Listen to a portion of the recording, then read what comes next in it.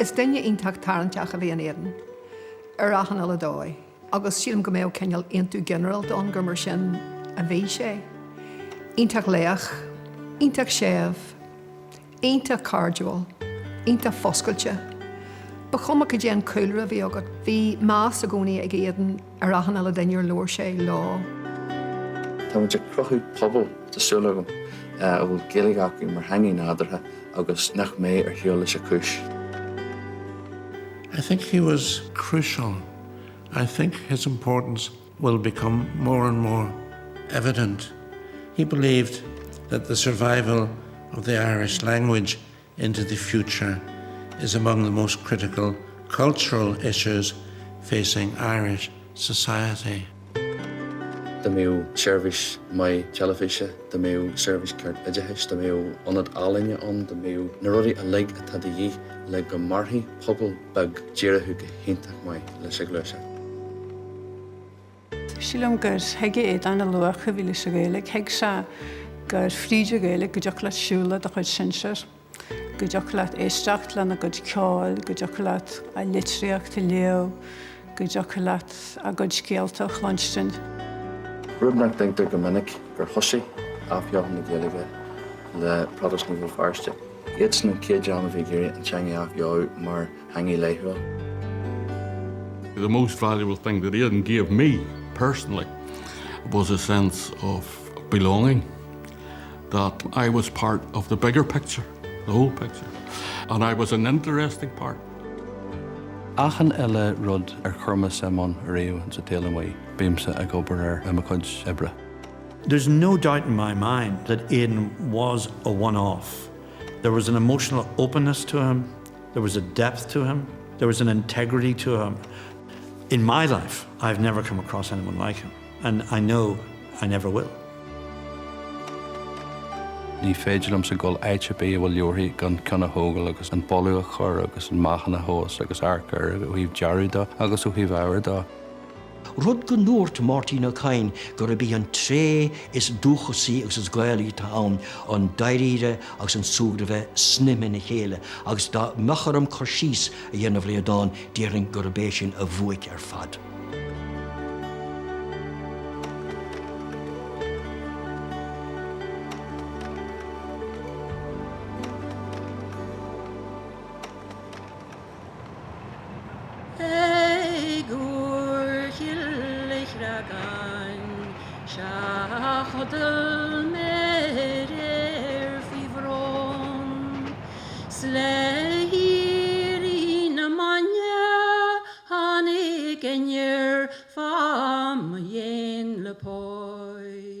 In 2018, Éabhlíonn tar éis weis, seolú leor de aistí cuachtatha i Pobal Feirste dar tideal Our Tangled Speech, leor a scríú an gríomhaí teanga Aodán Mac Póilin.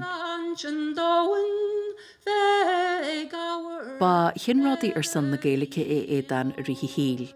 Bhí sé ar gcoinne an scataba gríomhaithe Gaeilge sin i Pobal Feirste a bhainaí an chéad Gaeltacht nua in éireann le bagna 10 bliain. Harde bhailam ar mahan na héan. Bhí rólarna aige sa strahailt chun ahantas agus muoinú a bhaintseama da scal lán Gaeilge, an chéad scal da cineal a dúisgart éireann. Rud a réití an balla de ide has Gaeilge sír an asce don na mílte poisttí iniu. I'd like to thank you, the audience, who come from a range of backgrounds, with a range of cultural and political perspectives, and who all got to know... Bhí anrach go deir mar arlóirí agus mar strategy don Gaeltacht, don flanal, don idehas agus don na halaíne Gaeilge. A public remembrance and celebration of a loved one is an honour and privilege afforded to few, and I thank you.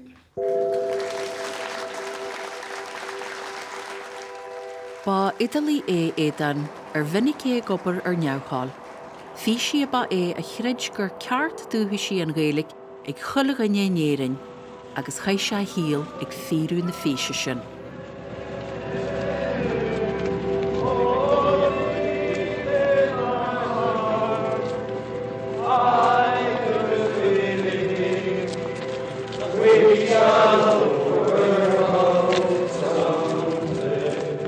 Cuideag seasca san lí, tá sí daonlathas an phobal, grúpa ar an netse clé a bhíag factasíocht ar son cearta sivíalta I dúisgurt éireann, a maithar mhórthiúil as Pobal Feirste go deireadh.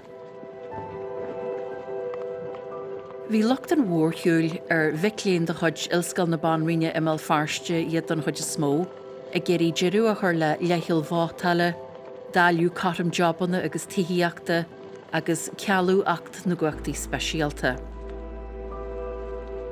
Bhí beirt iríomhaithe ága cearta sivíalta ar an mhórthiúil sin, mar a bhí Aodán Mac Póilin agus Anya Andrews.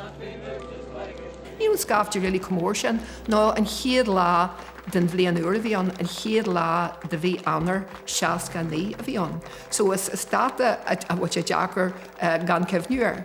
So thiúlmaid len go hentrum agus bhí sé deachar go leor, le ní ro daoine sásta farí an mhórthiúil seo, slándalmaid an intrum. Bhí me just íon sa hála seo agus gachtaine léar nálar agus málaí colat agus rilla. Agus ghlach éan suas spás, ní aithnear bhí aga mar, ghlach éan suas spás go dtíir heag mo chosa.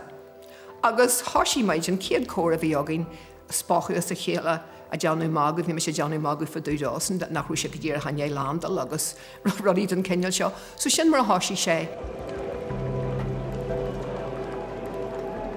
Níos muile an chartan sin bhí an mórthiúil ag tarint ar bhain tálaide a tá 7,000 as cathirgare, éitir ionsaí drong díolseoirí é.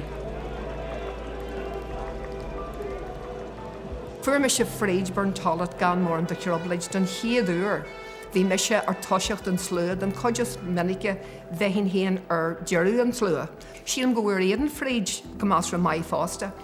Ach bhí ionsaí eile an ag Irish Street, just tíb muid a gare.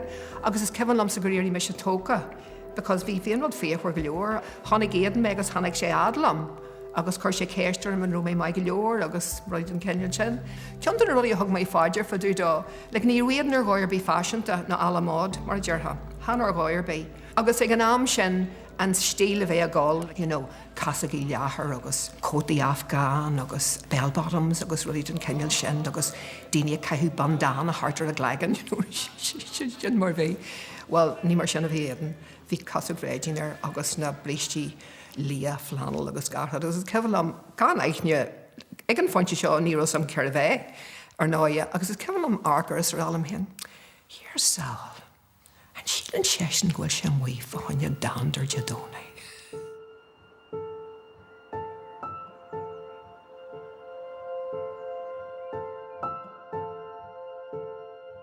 Talán obair deanta agam sa mar altra, I Pobal Feirste gobar in san ceathraí Gaeltachta. Sin céad job a bhí agam sa mar altra na I gobar ar Gaelscoil Noel. Sin an céad scoil tógtha buin I Pobal Feirste. Agus finnar a bhí meid leo an leor seo ar tangled speech scríomtha ag Aodán. Ag leo sin bhí sé stáilir dú tan níos mó finnig tógáil ceathraí Gaeltachta na rudaí fisiciúla, OK, fiú tá is agam go mbíonn daoine a golasteachán agus ag úsáid sin, ach ag tógáil pobl tá stair na daoine an cóheic in a bhfuil an pobl sin ag fásta sin táhaach, agus sin an méid taide tá deanta ag Aodán, when an saothar saga finnig tógáil an pobl agus saothar sagam sa finnig tógáil na fargneamh. Tá bh gobar ar portrays seo fa Aodán na chuirla heile agus beidir teamhlaí saga cumáid, nuair a bhí meid léir an leor fa Aodán, bhí coppla písaí in san leor agus tá sé cúsáilir sin in san leor go raibh teamhlaí saga táhaach dó, so caiith mé just bealacháil lei sin na haispins. Rinn sin airad sin don teanga I Pobal Feirste agus bhí níos mó le déanú aige. Bhí sé ag deanú deabhíontach in san áite ró sé ag sprágadh an teanga, so tá sé táhaach go bhfuil sort legacy on den saothar atá deanta aige. So an rud atá ag gur dheanú nó ag cinsiú go bhfuil deanta agam san go dtuigim sa Aodán in 3D, so tá ag gobar fríd sráid de fís fa Aodán na caint atá ar fáil ar Nidirlín, agus deanú sráid de sketchin a bunathir sin, mar just tá sé táhaach go dtuigim agus cuma saige Mar near William just cope for green graph a wine anu ni chim and keel or bailishin. So I go on with Tommy Lanson or Eilish na sketching le pan Louis for Aodán le I sega hegvil.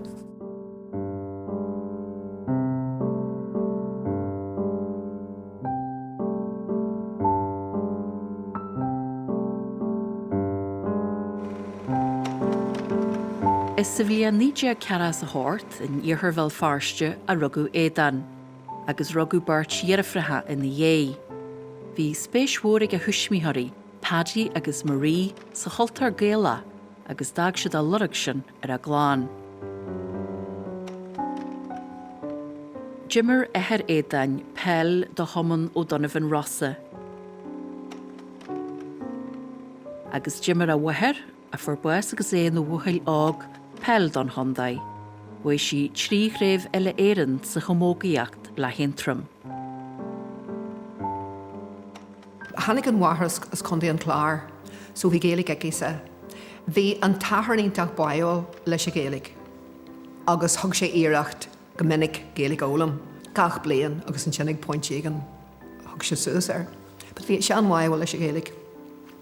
Chur an tahar agus an wahar Aodán agus Mary, sin an bhirt sinne go Coláiste Gaelic a go seón dála. Ach nuair casú ar an Aodán ní mór an Gaelic aige. Agus ag pointíag an bhí rangan i Gaelic sa teach aige. So bhí luchan na marde leis an Gaelic go leidir sa teilech. Ní síon madú, ní síon madú. Ní síon cat meow, ní síon cat. Ní agus go téireann. Na ranganna a reachtalútífik Póilin is common clún ard a hegus giad. Is agriacht é an common a buniú sa bhliain níideag trahas a chuig chun an Gaelic a hegus agus a thorthan cin. An joch, téireann si? Dál si an joch. Inis. Bhí meisir chuid ar ranga, thuúmid adla búthar na glána, Norfolk Drive, agus chéad teach a bhíon ach Aodán Mac Póilin. Agus bhí ahar segis ná, agus bhí Aodán, ní bhag Aodán ach ceara bliana déag déis, món mór grúig aige, agus thuúim muid nisteach a haní a háarn fá tréfse. Ba í smúnserat radica neau hecta chuman clún ard a bhal Aodán. Buinn cumchlún ar leis a phobal. Ní bhainn cumchlún ar le cudan phobal. Buinn cumchlún ar leis a phobal ar fad. Agus buinn se leis a Gaelic a úsáid mar ghreichad idir dearmid daoine éagsúla, idir daoine atá ag geantratha éagsúla. Ach ní dóilm go bhhacha cumchlún ar na Aodán go bhhacha siad cudan phobal an seo agus cudan phobal an siúd. Léiríonn cumchlún ar dúin gur a bunan an pobal ar fad. Níl ghefar adrin ach na seoltaí. Agus go dé dúirt seán, Nóra. Sláinte. Agus muid muile chéile, bhí siad a gúsaid na hócaide sin leis na bréachra neamhréalta a chhlaachú. Caiimera a sochla mar a narú mór an faoi jogam leis sin, nírú mór an faoi jogam leis. But ceannas nach raibhain mhuain nádar thu seo aige bégan dá an obair a dheanú leis an lábhan uachtar eile an Gaelic.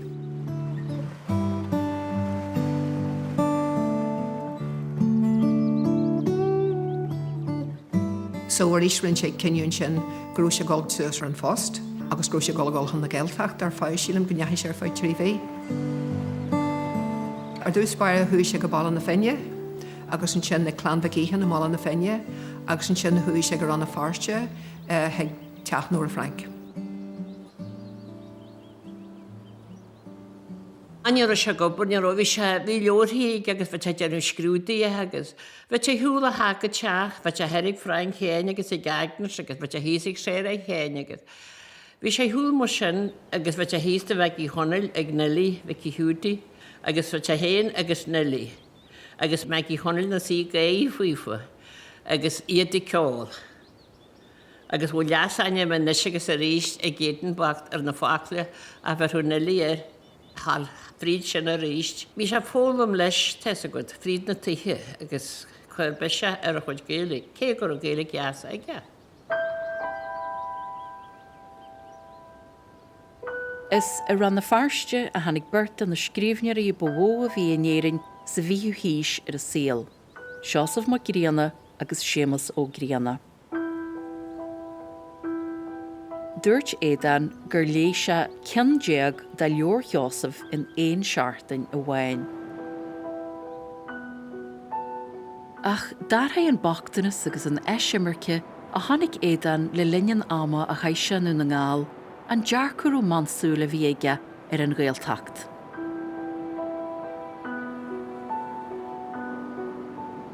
Agus é go thomlan sáite sa Gaelic, chuoi Aodán chuig an champas uair de chuid ilscail olú a gúil rathhain.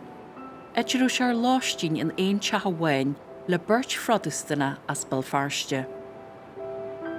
In a way, it was like another world, another parallel universe, because this was the early 70s, and I mean, the rest of the country was going up in flames of bombs, assassinations. I mean, it was a really difficult time.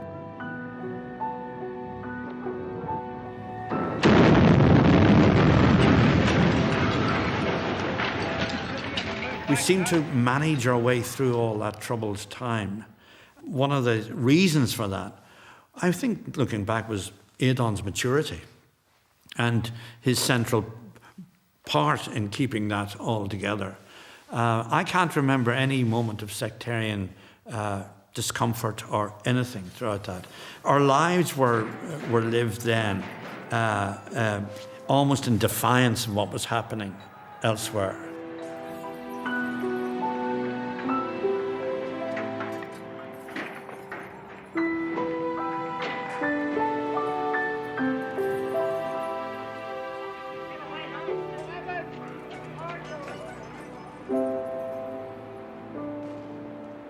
I grew up in the Bible Belt of East Belfast, you know, nothing that I was ever comfortable with. And I remember Rian saying to me at one time, he had never been in East Belfast, like a lot of people, you know, from his part of the world. So in a kind of way, we both crossed boundaries towards one another, but isn't that the essence? Because he hadn't really understood it. Isn't that the essence of a language? It's about identity. And it's about belonging, you know. And I suppose Aidan saw me, somebody was hungry. That was not your usual prod. And I saw something very interesting to him. And we were both intrigued by this. And we both recognised this sense of language is about belonging.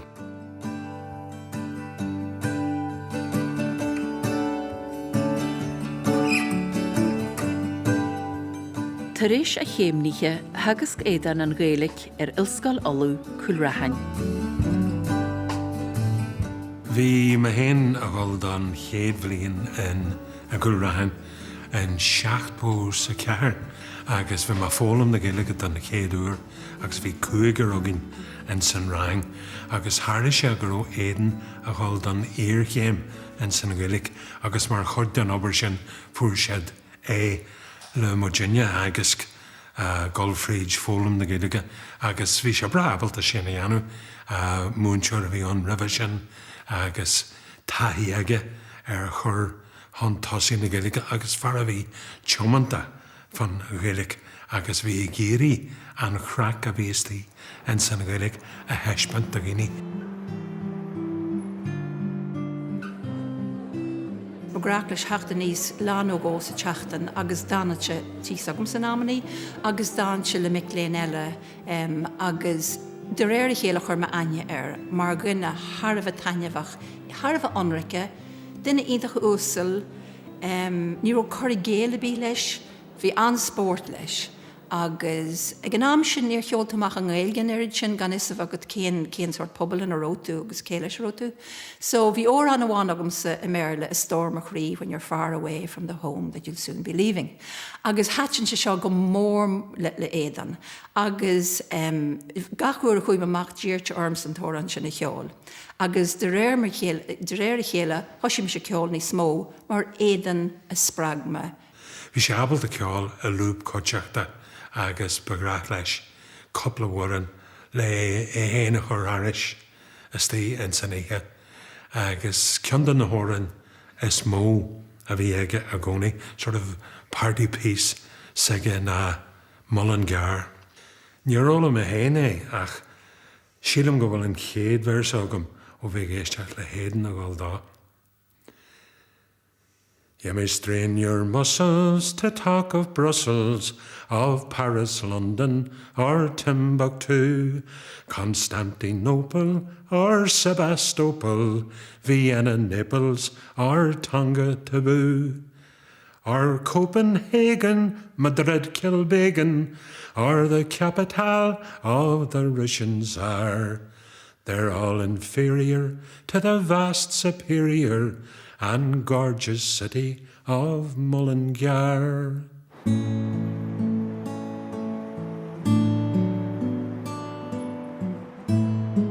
Bhí boil chuman chlún ard tréis a grithemel Feirste. Bhí talú ceannaí acu ar bhóthar seáige, riniu planana agus thóg chuig haula tiche ar a siú.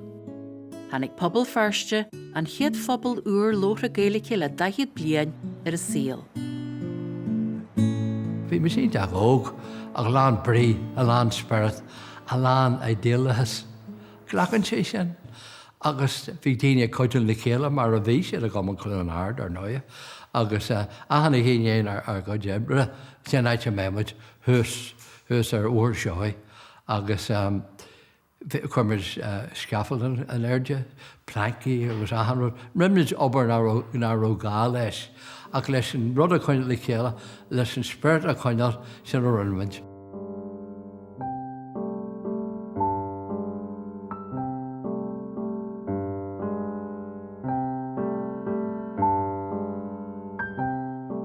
Rinmid amach má bhí mis de réamh an Gaelic a bheith a teachtar eis mar hána lóra in áite eile in sa tír. Gurú sé riachtanach go dóm is isteach in ar síl éon í.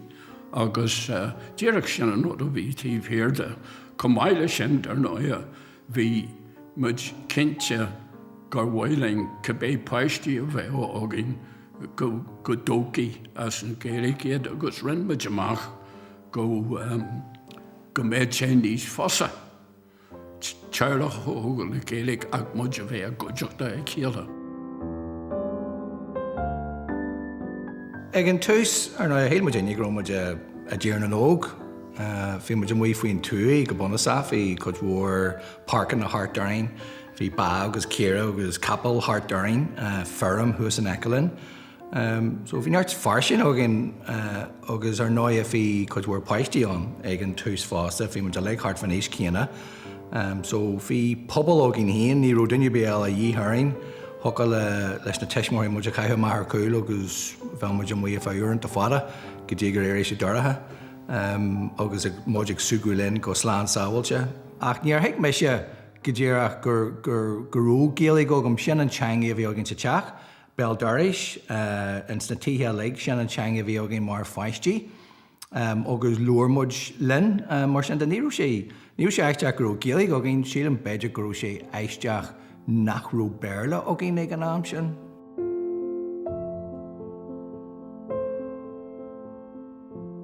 Bonniú bonscail Pobal Feirste in lídeag seartas a héin.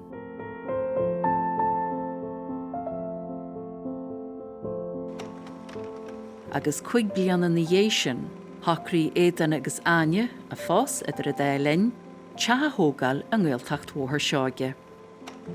Ní osogam nó mé géirí é dheanú. Ní osogam an ró muid a gála bheith sástrathas ar mhóthar seáí, ní osogam an ró luchanna eile a gála bheith agin leis na daoine seo taobh muid an Gaelic. So, I mean, fléimid an rud mar fléimid codúordan a cinníthe mór an muid an ar saoil agus an dearcú bheith éan, well, má hílann tú ggóil an Gaelic luachhar, den caithí tú barta dheanú dar air. Well, dear tosa go tú mála teart isteach. Bhí me ar scóil go dtí láine trí, san tháinig mar ráis ar fa carú ag cehar. Bhí se agus síos an bó. Bhí rud an éta specialta a bheith faoi mhóthar seáid. You know, is cóhex éintach neamhcoitianta a bhí an. Bhí me de másc daoine a bhí a ró na luchanna céarna acu a bhí agin héan, daoine a bhí idealach, daoine a ró féis acu, daine a bhí chomanta, rudding an ítach spragúil a bheith a másc daine den ceneal sin. Well, my wife and myself learned Irish, and it seemed a shame not to do something with it. The Irish language is dying, more or less, not because people don't understand it, but simply because people don't speak it. In the Republic of Ireland, according to the census, there are 700,000 Irish speakers, but only about 50,000 of those actually use Irish as a daily language. The language is dying in that way. Hannig éfa sogunne in Seacht fuair an post buan I Manfór, agus náiad an bhí an scáil a gáil, agus rinmid cinniu ag an fonte sin grú me se go éirí asma fost. Post buan a bhí an, grú me se go éirí esa fost seo, agus grú me se go an deis a hariscint go méhéan mar bhuinseúr I réo scáil nua, buan, foscailte de feistíú chuilre an bhéla. Leis a néh bhí scéal agan faoi éan. An ceann le an scéal a bhí agan a néh faoin éan? Go dté scéal a bhí agan go fiú na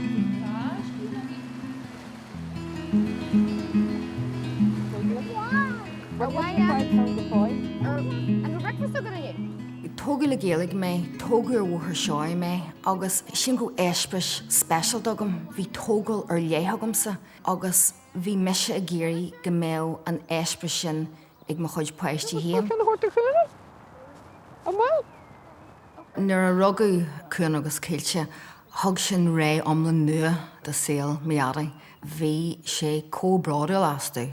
Bhí graingraf ige dóibh ina wallet, agus heispan sé na graingrafna de chuid cardide, na bhí sé beidir ar cógáil na cruinniú a chaine légan, agus grothaí cúnan agus céilte chuid mhór as an éithne a bhí acu ar meara, agus as na héisbrisí a bhí acu leis, as na scéalta, as an grá, agus gillann sé go mailt na thorm nach ró an tríú daine abal de éithne chuir ar an dóid chéarna.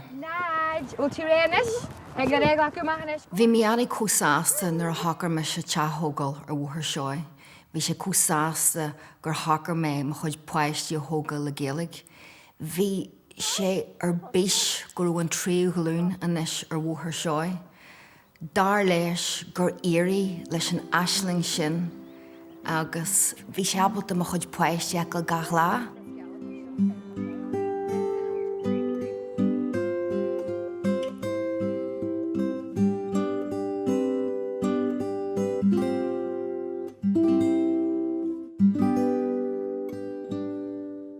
Faoin am seo, bhí éad an gobar ar scáilgramadí éitiúil ag teagas gan bhéarla agus na Gaeilge.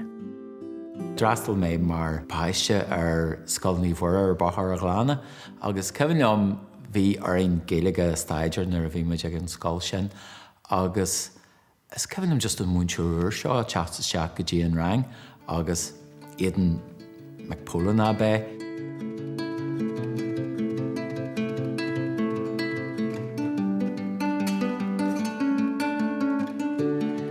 Hín me gró sé Jackar go leor an teangólam, agus sin thosaí sé sin ag múna muideanna, agus hín me gró sort different stíl múnteach saige, just duine aró sim aige sa teanga, ní múntear a bhhain a bhí a gceist, ach duine bhí sim aige in san ábhar.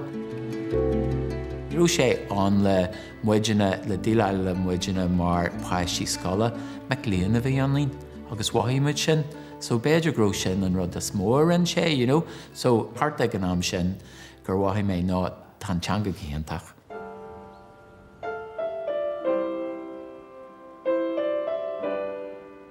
Ó osclaí bonscail Pobal Feirste, bhí cyflint harú idir údrais chrocananfa agus na tuismíthirí, faoi ahantas áficiúil agus muoinniú.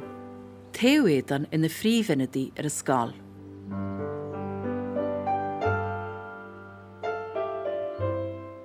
Bhí buint mhór a gach daine bhí an an le hobar na scála in sa bhéidir go ró. Bhí leorthaí le chur fáil, bhí airgad le solathar le donna muintirí, mar sin agus bhí an scáil hain le glanú, agus bhí obair mhór go ra ríhanama, agus bhí an targad an muna gan, agus acha bé gur bhuairmuid takeíocht ó phobal na heit agus pobal na héan a fud fáin na tíre ní dáil na go dtíar hailinn a méid a bhí deanta gan éanam. Is minic a casú sta teirbhísí éitiúla neamhhaúile ar chuiste na scála. Béidir gur céid an diúlta san, but ní híon gur sin an bodran sin aspa tuiscin a bhí an. Nuair a hádaíon rudí nuair thugann sta teirbhísí freagra diúlta gur rud sin an dondói in méon sé go ceann bhád. Caid tú brúch ar áthú leis an mion sin ahrú. Agus sin rud a rinnear éan, bhí sé sin mar príomh scríbhneoir don phobalin sin, agus bhí cidhhaid litirthe in san na chóid, in san rinn, hánig ó éan agus éad. Bhí gran an, but bhí teanga géirigh éan na hóam go ham. Bhí éan maithe scríú. Díri sé níos fardar mar bhí na blianta golisteach, but bhí sé maithe scríú. Agus bhí siad mai a chur an cás, ítach mai a chur na hargún sí le chéile, ítach mai a chur na féricí ar fáil. But bhí dó ítach déire heige, agus é plé leis an runneide heis. Bégan tú, gomennig rinmid gair, gomennig heisin sé rodí dús dú mé, iad ní heaglaid sin na chuisteach, ní heaglaid sin na chuisteach acu. But sin an chur heige bhí díich? Ní chur sé féchlan in rud, but rinn sé gearan faoin rinn agus faoin hefigén sa rinn. Agus sílim gomil cidhward an ceart aige. Agus, in éan na dála, daithín ahan daine sa tuairsgurt an seo gur ceart níos mó aitheanta sa chóirt don Gaeltacht. Ó ní ecam le céirbalín is far. An tíon cás go féarneach a bhí an rinn, win sin le líon na baistí. Now, agus gánach trotha páiste sa scóil, sin arghaint a bhí deachar a bhfuilú. Cateige a bheith an runneide his a tuairt rudaí an airgad muoinú rudaígan de rudaígan nachróin bhuainithe, de scóil nachróin bhuainithe. Ach de réir mar bhí na páiste teachú chuúla an bhéirle, de réir mar bhí siad na bogus teach a dín bhain scóil, Balú agus an cás a bhí an runneide his maidir le líon na baistí. Bhain an scáil muoinú rialta semá sa jeirú, in é trí bliana deag de strahailt. Bhí an factas in na bhuic le linn cindan na tréimh sí a smó tráma agus a smó deilt den chibhlint sa tuaisceart. In Pobal Feirste ba éba tarú ar seo na méadú ar chibhíthas leis na huidiris, ar daithil ribhghiniar bí bhí déile lá agus ar áras ar na daoine sin freisin. He disliked those people who weaponized the language, and they disliked him. And he risked quite a lot of opprobrium to open up the language, to insist that it belonged to everybody, to insist that language itself, be it Irish, English or Ulster Scots, is neutral. An rud a bhí a tarla, bhí daoine a cibhid ar a chéile agus ar a an bhfuil faltúir in ar measc. Thus sí raflaigh gáil thart. Go raibh éideann ar leachchus nó ar leathrág leis a taiseanach mar a deartha.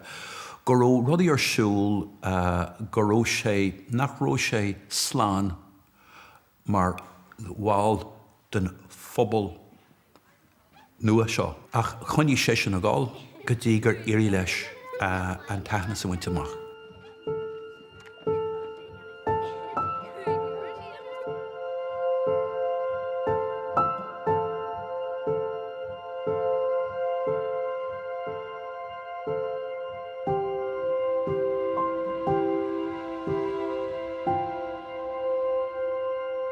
In 1990 bhí Aodán ar an chéad stúrthar ar intíos Ultach, fóras stát chun an Gaelic a thorthan cinn.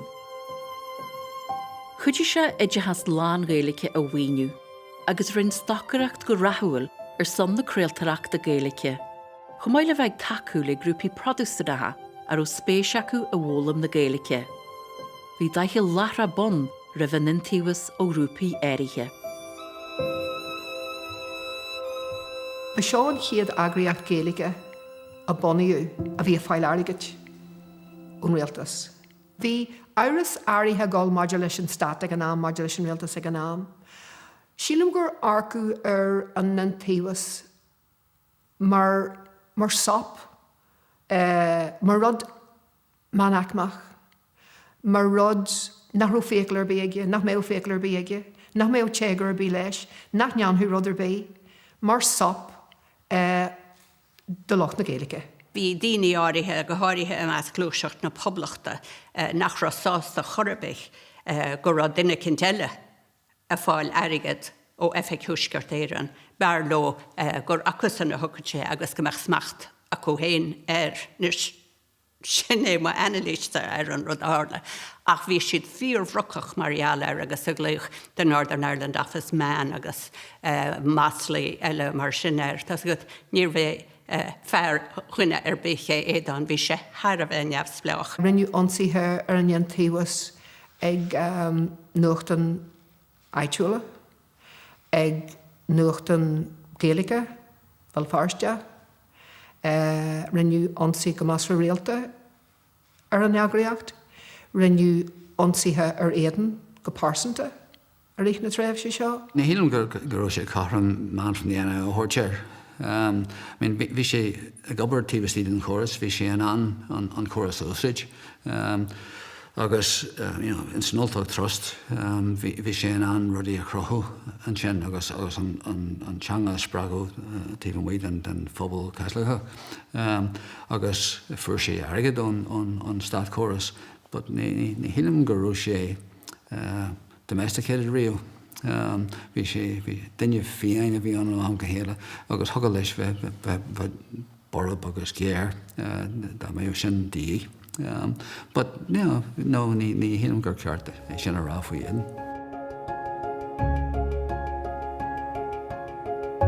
In náin an Thoragainne, lean éidean agus intíwas alta da go dibre.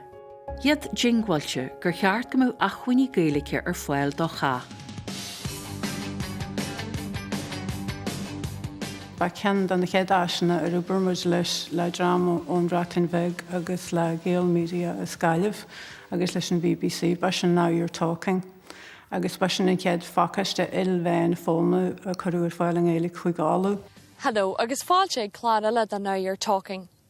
Rin an tintíwas stocracht gan stad ar aiminí éitiúla telefíse, hon cléir a haéanú a bheith tarintse do locht lóra na Gaeliche agus do locht fehanna níos farsine a réin. Bhí ról lárna ag éidan a monú chiiste crealtarachta na Gaeliche. Ciiste a bhíonn ábhar ardchaid an Gaeliche, chomáile bheith cathó airneal neamhspláiliaire na Gaeliche i dtuisceart éireann. Maidir le politeí a thagúir cuairteas Westminster, bhí scillanna orlóirí éidan anéfachta ar fad. Burgáach cruníomh acu agus is cásan ar a hacu an Watchers London go dóir siad an fille éidan. Gus go méid se go deis féile sin ar bhéid se córa le daoine a bhéid se geirí a fáinte chuir trasna. Smuoinnig ar conas ar éirigh le héad an, teach timpeall ar an drama sin, ní rud é éasca é. Agus bhí sé in an a lehéad sin. Agus an bhí sé in an teach tíreach or teach timpeall ortha freisin ar bhán fola túúil, focail an seo, focail an siúd agus brú eganóm ceart san áid ceart, ach míú. Sin an sais mana is a bhí agéin. Ní gá ach an rud a bhíú agus rithach an réiteach le duine tuiscinach.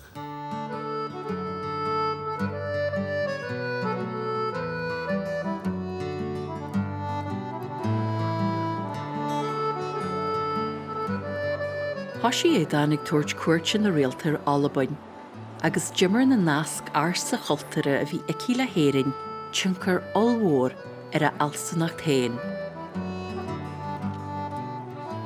Ag ceolach nuamhasta éidean na tháinig gan na helan in acinne i d thuigé go rá chuid bhháú gan an ggéal an an alba go ré prostan i bhót. Agus neach rá tuamh politicach nó tuamh cruidú sa mí cochéalt dis an chánan an an alba.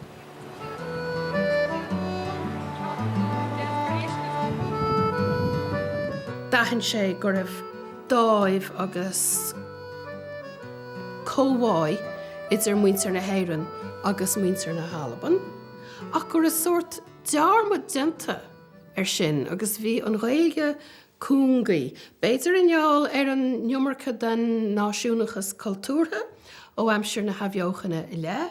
Hic éan go matra is ar cíal go in exemplar a bheith iad lorag an alba go cútramach go bhúdige bhí gadíad cútramach an na éadaí na tua an bhí fosclúg ancintúine ma dhéan in Ghana.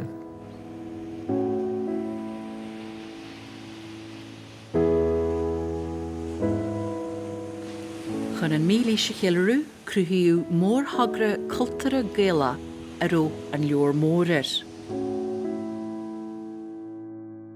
Thug se le chéile cud in na dananta Gaelatha fearr ó na 500 bliain revision chumáile sihir cuice alíntóirí comhaimsire.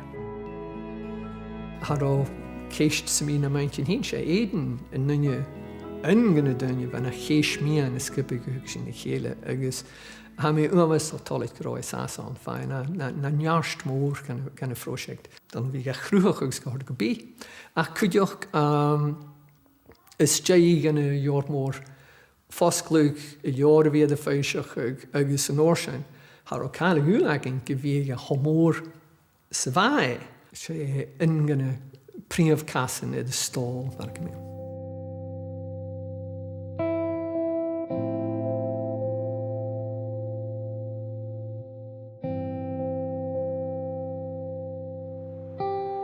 De réir mar a lean éad an a spéis in Gaelic na Halabne, bhí sé curla na álas an Ultais, rud a chuala sé thart timppealar ó na ágiad ar náid.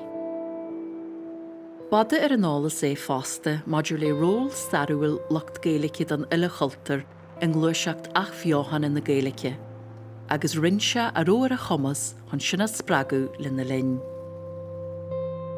Dahan Aodán gur an religiún an creide aglasta I má I dúsgart éireann.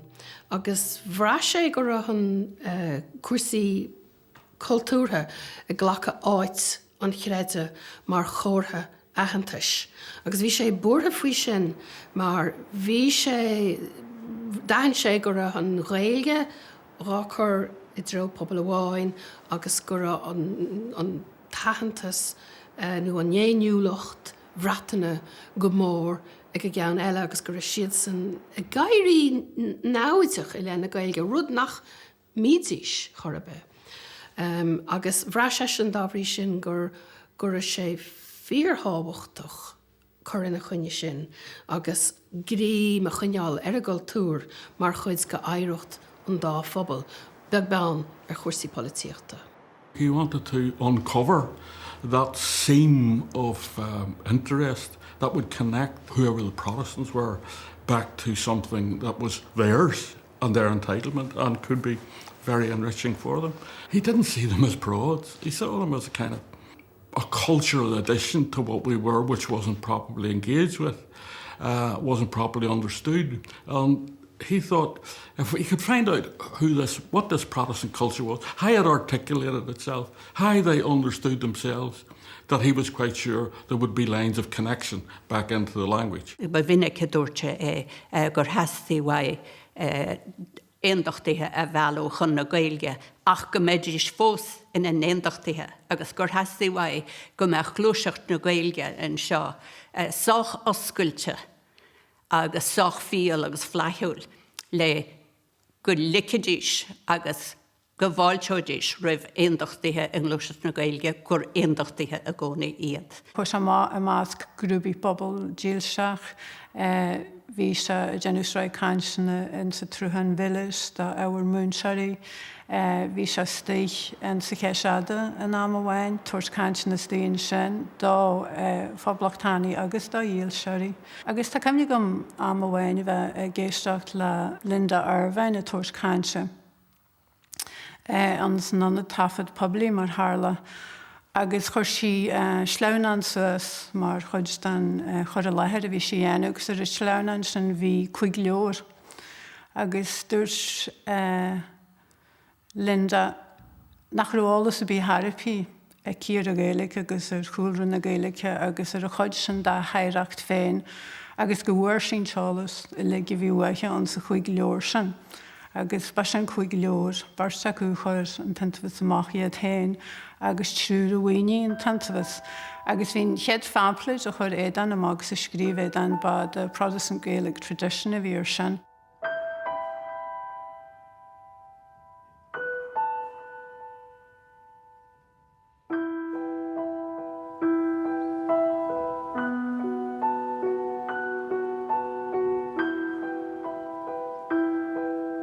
A day like today, I mean, it's not a day for sort of sound bites, really. But I feel the hand of history upon our shoulder. Anything new in the last 20 minutes? Well, this is it. This is the You agreement. have it in your hand. I have it in my hand. Yes, 71.12%. Bhí cóin tú aon chéasta chun tús úr a thuirteiste do thuisceart éireann.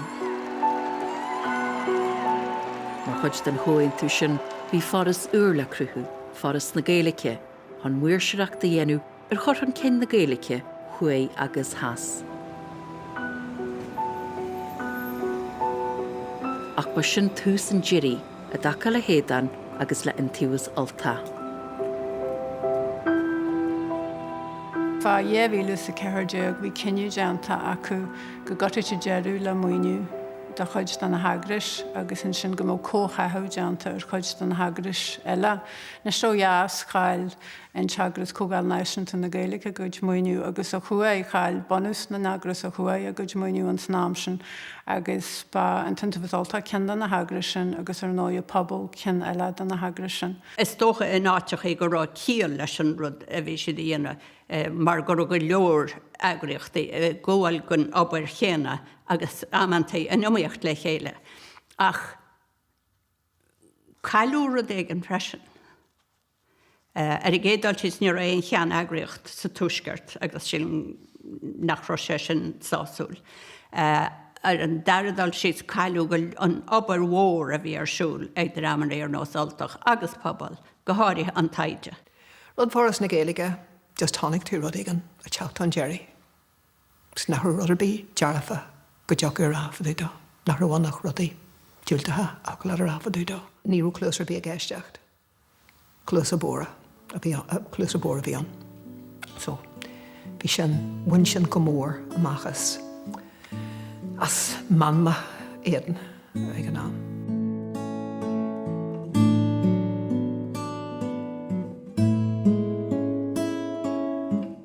Dag bua na scríbneoireachta agus an astrúhan gur aniu Aodán ar gcuine den na smuintrí a bhó a bhíg éireann agus a ba ghiranúir a gomininic ar an chultúr agus ar an teangaí.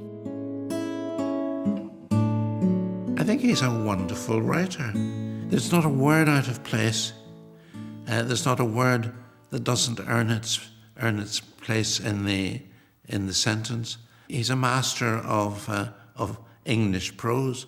I'm sorry I don't speak or read Irish, because if this wonderful book is an example of Aodán's prose in English, what's his prose in Irish like? My God, it must be incandescent. Dhéann sé aistreáin ar scéal liomhéin, scéal a bhfuil siag in ceachtaí agus scéalt eile an chéad chunós a gear scéalta bhí agam.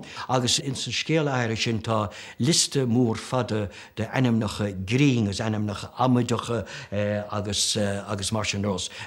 Anna Vic Cherry agus mar sin buint sprí as an Gaeilge.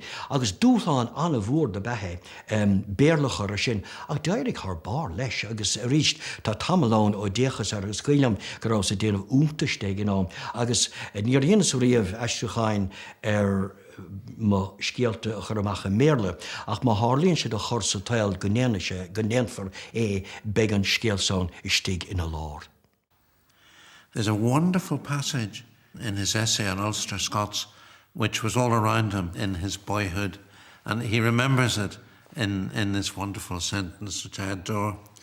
He said, people you didn't like were grulshy, gawky, gormless, geeks, goms, gunches, gits, glumps, glipes, gorbs, gomerals, blunters, skittery goats, gabs and gabshites. And that's only the words beginning with G. An ihe dhear nach chaid mar sinna chuideachta an seotha go mchúnair a bhí me tíos ag an cóirlíon na Bretagne. Agus bhí cóir mór fad dogan istí an seo agus ní rós go mé an am sin agus dúirt mar seo nar cheanam an leor dearannach sin ar tangle speech. Nar a léime chud sin rinn me haintis den áhar agus de hefris agus den neolalas den léan a bhí tíú hir de sin lig. Agus is cinil marrála denna gro ma haint I seorm. Na rós go ma leiheid a scríbnear a bheith na chónaí nar measc. Agus an freigar a fuair mar sin agus orm hen. Agus seo daoine bart me hen agus fear eile buinteo gin le teagas na Gaelic agus le chorchon cin na Gaelic ar na holscoiltathe mar hampla.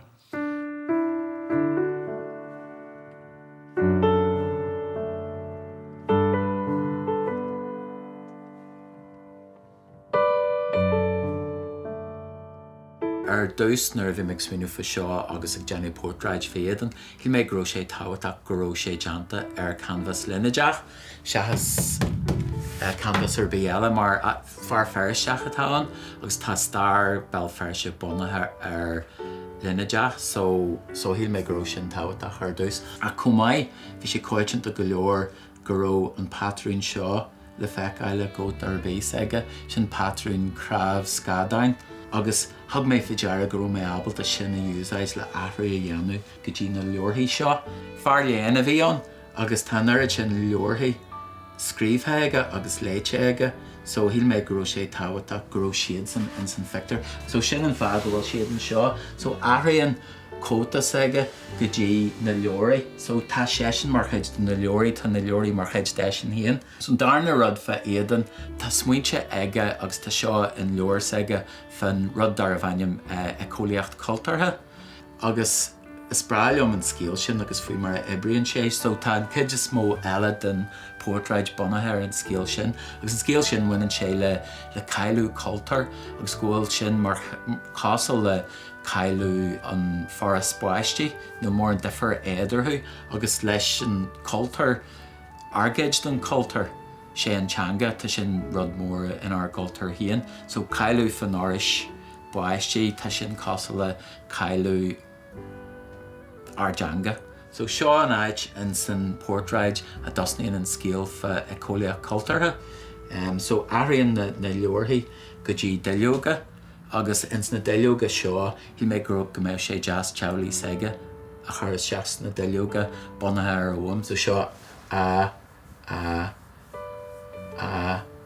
C, agus F de teamhlaí agus glúin aige.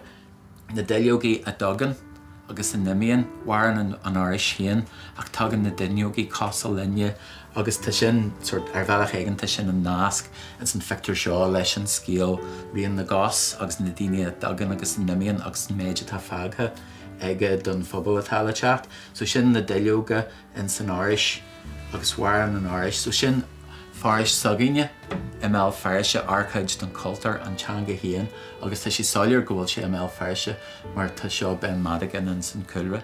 Agus sin an scéal omlan go bunasach, an rud ag mé daoine leis na lábhas aige, mar nuair a bhí mé garc ar sráid fís a bhí deanta aige, tá sé chuann sé a lábha mar sin minic go leor, agus híl mé go raibh sin beidir céid de scéal an duine go raibh na nascanna idir daoine idir cultartha idir ahanrod go raibh siad táhaach dó agus ar an ábhar go raibh ordóg na hordóg aige in áirde sin rud dearafach agus so sin sort dearúh an scéal an sort mion aige spirit aige.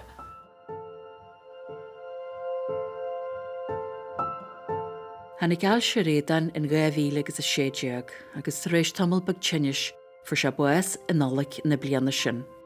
Ní raibh se a seascas a háirt.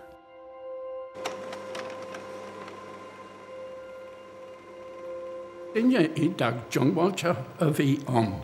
Bhí sé bhí dúilmhid san aige an glúiseach na Gaeilice agus níor casú fear orm aró an uird an buinte aige le agraíochtaí Gaeilice agus a bhí ag éadan. My heart aches when I realise that Aidan's no longer with us, because he shone, and he dazzled, and he amused, and he challenged. Aidan was a force of nature, a very, very beautiful man. Bheitfá ag súil le búla le héadán, hí seo. Agus ar nó bhí sé marach, rud nach minic a bhain tú a léach, ach ba léacha, léach déana, a léirigh, a crógacht agus lethne a haolíocht, trí curle teanna a leathnú agus a bheithú. Agus is mór an chailúnta is agad, is mór an chailúnta in Gaeilge. He embodied all that is good in this city, but also had a way of promoting our culture in such a way that it just felt right. And that smile, the dimple, the iconic tweed jacket, there was something you couldn't ever feel that Aidan meant you harm. Gach rud a chais me se going leis, bí me smuintir miari. Gachur a lorm le daine, bí me smuintir miari. Gachur a chais me sacra ianu firod, bí me smuintir miari. Agus a gúnir a bhfuil go an barrel a bheith ag daddy fao seo. Agus so tá tionar her miari an go fáil I má héal a sé mo chuid gasí bí muid a caint fi miari gach lá. Is tubaiste man sin nach a bhíon ar bhfuir an bást. Tá ní nálín agam gar feistí galanta. Angra ag an dóibh. Tá gréasan maid de cháde agam agus de daoine muitirthe. Ach, tá fallanta sa ma héal nach féidir a lénú. Tá fallú sa séal ife agus na ngáfáistí nach féidir a lénú. Agus tá fallú an glúiseach na Gaeilge. Maidir le Inslacht, maidir le strategists, nar lénú go dtí seo.